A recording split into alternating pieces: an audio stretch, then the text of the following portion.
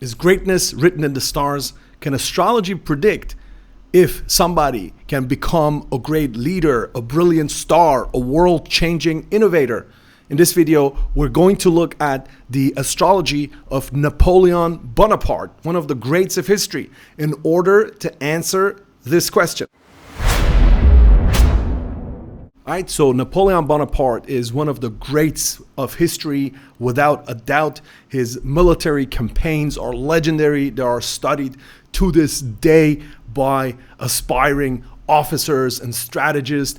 He single-handedly changed the political system of Europe and therefore the world at that time. He established a Code Napoleon system of civil, legal legislation and jurisdiction, which to this day is the foundation of the law in many countries around the world. And of course, he created a myth and an aura, a type of mythology, a modern mythology around his person, which to this day inspires people. And there's countless movies and books and all kinds of creations around this myth that he has become. So all of this, obviously, it should be written in the astrology, because if not, then what's astrology good for? If it's only really a way to tell if somebody has a nice personality or not, then we would be selling short the powers of astrology. However, unfortunately, the way that astrology is currently understood by a large majority of the practitioners, almost all practitioners actually, it is not capable of telling. This is why the majority of astrologers, they don't look at historical charts and they don't look at what's happening in the world, because they can't tell. What they can tell with their tool is whether somebody's going to have a good week, or whether he's going to meet a love interest or a love affair, and so on and so forth.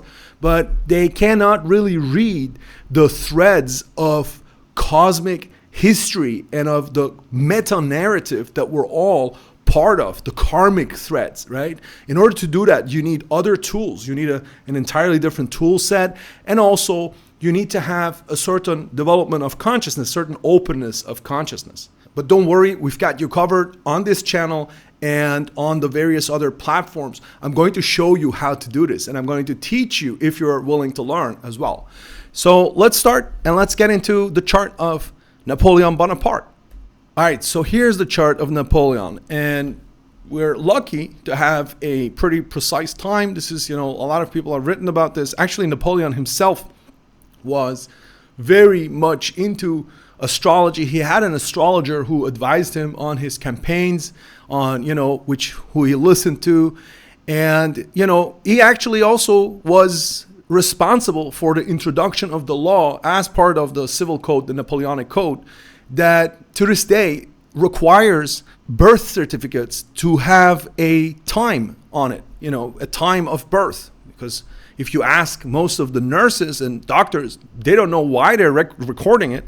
They're simply recording it because it's a requirement. Napoleon knew why he made it a requirement, because he knew how astrology works. So thanks, Bonaparte, for that. And let's look at your chart.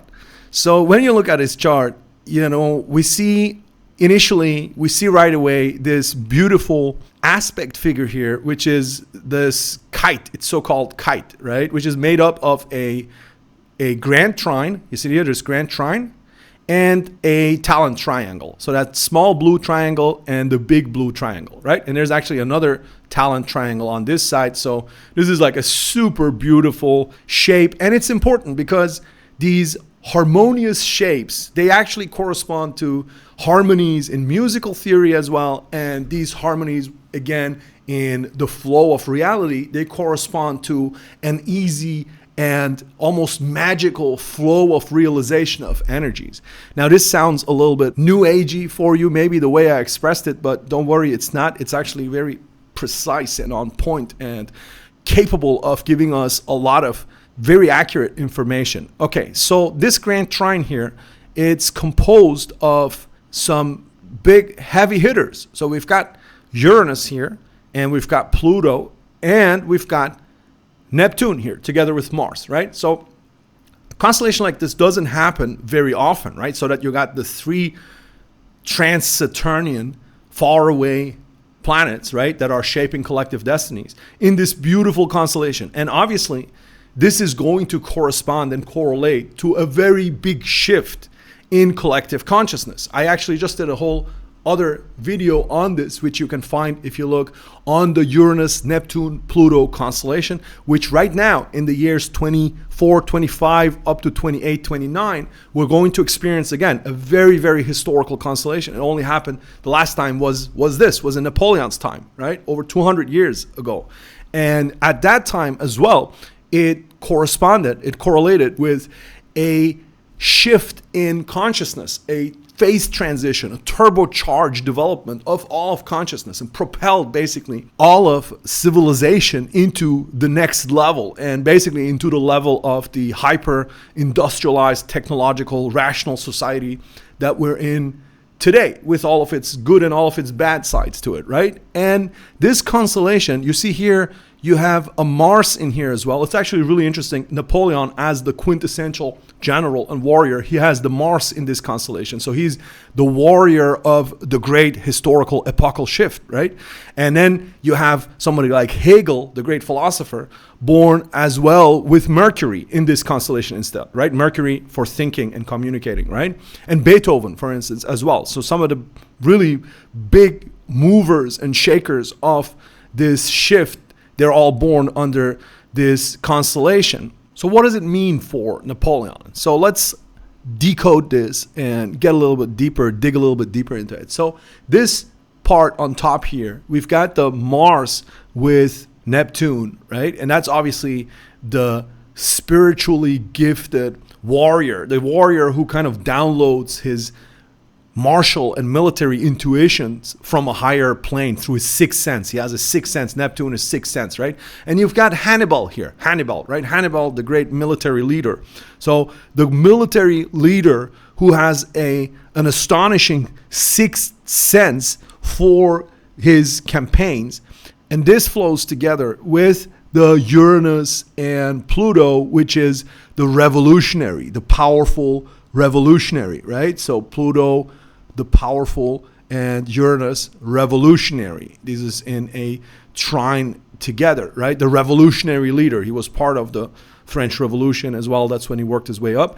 And you've got Jupiter here in the first house, which is the larger than life personality, right? The big personality who is able to make a big impression everywhere, despite his lacking physical size. Okay, so what else do we got? We have the ascendant on Princeps. Princeps is a royal fixed star, and the asteroid Mjolnir. You see this here, Mjolnir? Mjolnir is the hammer of the gods. Princeps, the fixed star, it is one of the most powerful stars. When it's on the ascendant, we've got the quintessential boss type, right? The person who appears and is immediately apprehended as a boss, right? You only have a handful of fixed stars, and the fixed stars need to be placed prominently for anybody to be able to become a figure of historical proportions. If they're not placed prominently, it's not going to happen, ever, right? Okay, so Mjolnir, which is the hammer of the gods, the hammer of Thor, right, is with Princeps and on the ascendant. He appears and he comes on the stage and on the scene like a divine hammer, right? So that's one step, one point to keep in mind. The next one, let's look at his sun. The sun tells you who the person is really, right? It tells you the essence of the person, why they incarnated, what they incarnated for. The sun is a Leo sun in the 10th house, right? So this is the most marked possible placement for somebody who is going to be seen and perceived as a great leader, as an emperor, as the center of attention globally, right? And this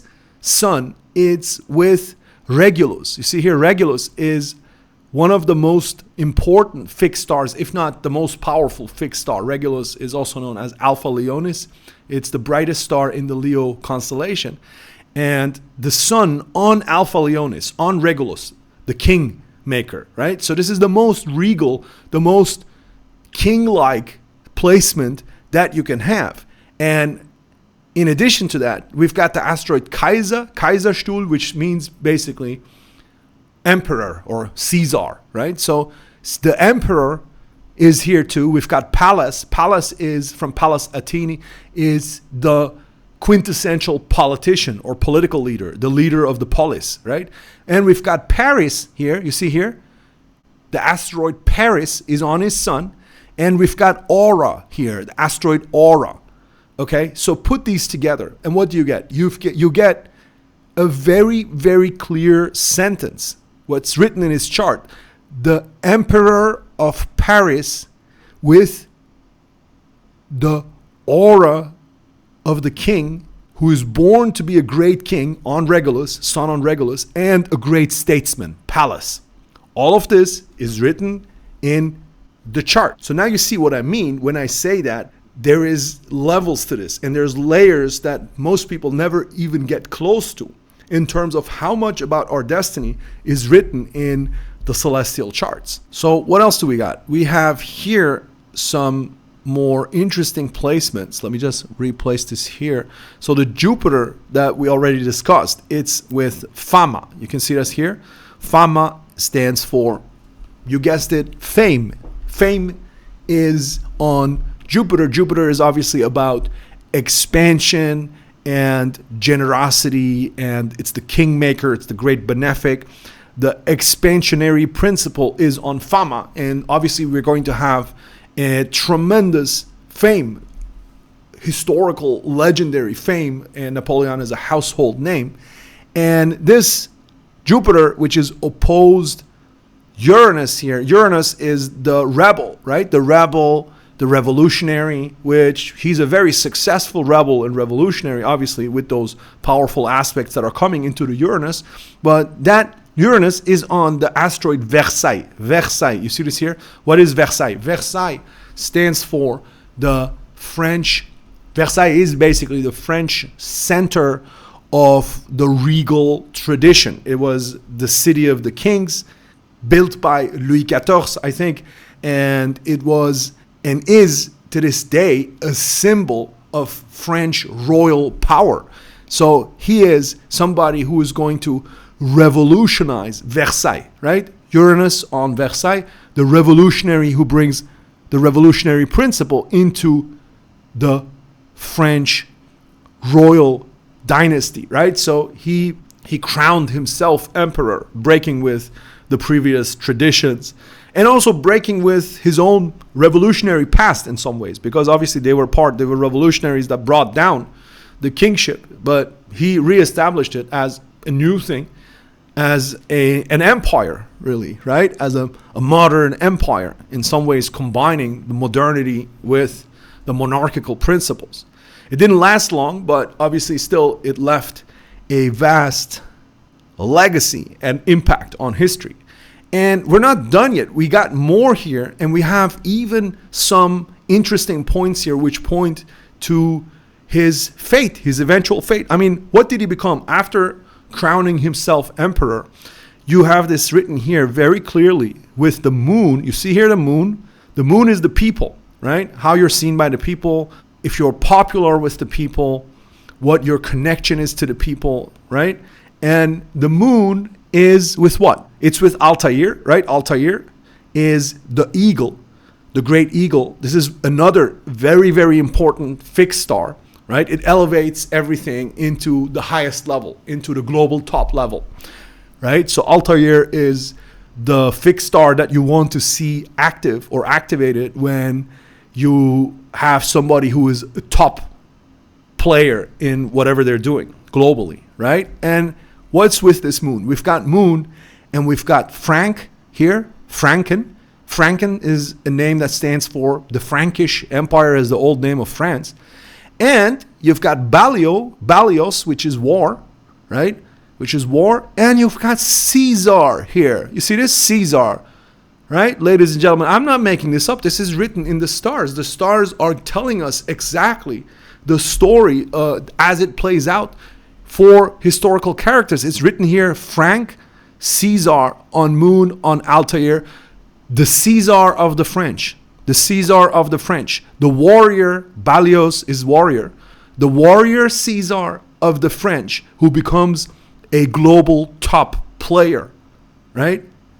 That's written in the charts. So next time somebody tells you, yeah, you have a chart, could be this, could be that, everything's possible, you can say, okay, thank you very much, but you will know that that person is, they're just scratching the surface in terms of what's possible with astrology.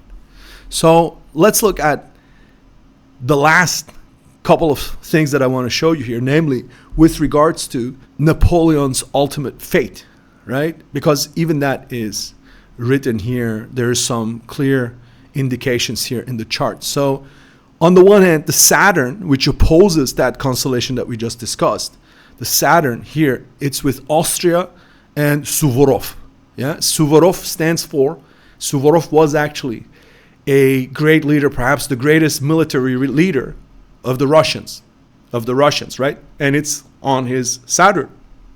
Saturn is obviously where you face defeats and where you face karmic backlash, right? And where you face challenges. Austria is here too. Austria was always, a pain for him and always fought against him to bring him down. And Austria and Suvorov we have here.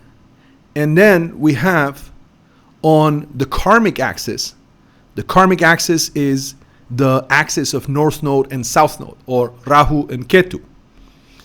This is the axis here. So we don't have the South Node in here, but it's always exactly opposite North Node. So if North Node is here in the 21st, 22nd degree of Sagittarius, then the South Node is going to be opposite 21st, 22nd Gemini, right? And exactly on this axis, the karmic axis, which kind of shows your path when you come, where you come from, where you go to when it's all said and done. And this is on Vienna and Waterloo. You see here, Waterloo is on his karmic axis. It's on his Ketu. The Ketu is where you have negative karma, difficult karma. Rahu is where you have the drive to do something in this lifetime, to manifest something in this lifetime, what you manifest, what you socially manifest. So Waterloo, the great defeat that he suffered, which led to Vienna, the Congress of Vienna, where all of Europe was repartitioned after his defeat, even that's written in the chart. So to answer the question from the beginning of the video, yes, it is possible to tell whether somebody has it in their destiny as a potential, as a distinct potential in their destiny to acquire greatness in certain fields. This doesn't mean that everything is predetermined. This doesn't mean that, oh, okay, now lay back, do nothing because it's written in your chart. This would be the most idiotic way of understanding this. On the contrary, understanding what the potentials in your destiny are helps you make better decisions, helps you work smarter, helps you work more, helps you direct your energies in the right direction, align yourself with what you're supposed to become, as opposed to that which your ego tells you should become. Because a lot of people, the reason they cannot reach their real potential is that they're trying to become something that society told them, that their family told them, that their friends told them, that some hidden voice somewhere, some little devil on their shoulders told them they should become, instead of becoming that which God wants you to become, which is written in your chart. The chart has the map to it. It already tells you the potentials that you have. Most people who do not realize their God-given potential do so because they're trying to become something else, something that's not really in their destiny potential. If you want to know what's in your destiny potentials, if you want to read and understand, I can work with you. I'm now open for consultations as well. Again, you can find the links below in the section beneath the video, and you can write to me and we can talk and we can see how we can work together. Now, I'm going to do more videos like this on historical personalities. I am firmly convinced that in future, people will come to these kind of videos, to these videos that we're doing here, but others like them, once this spreads, once this knowledge spreads. And they're going to be a part of a real revolution in understanding, when people understand, when people comprehend and understand that our destinies are intertwined, our paths are cosmically co-created, they're not haphazard, they're not arbitrary, they're not random. And this knowledge will be able to liberate a lot of people and to change our very understanding of science and reality. So please let me know in the comments who you'd like to see next. I am going to look at different historical personalities. Let me know in the comments anybody comes to your mind who is especially interesting for you. And until the next time, I wish you all the best. Be blessed.